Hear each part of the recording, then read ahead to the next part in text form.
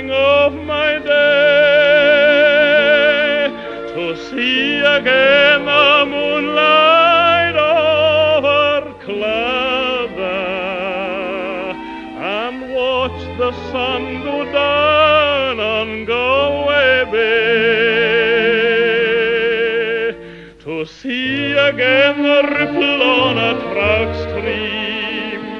the woman in the meadow saving hay, just to sit beside a tough fire in a cabin and watch the barefoot gossans at their play. The winds that blow across the bogs from Ireland are pecking by the heather as they blow,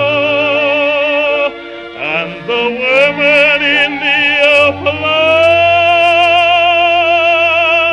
digging practice speak a language that the strangers do not know.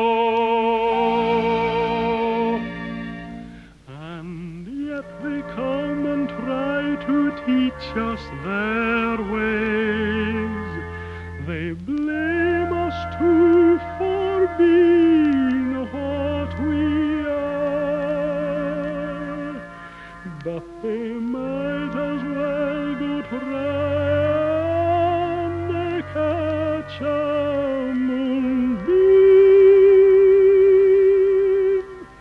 or light a penny candle from a star. And if there's going to be a life hereafter, and somehow I feel sure there's going to be, I will ask my God to let me make my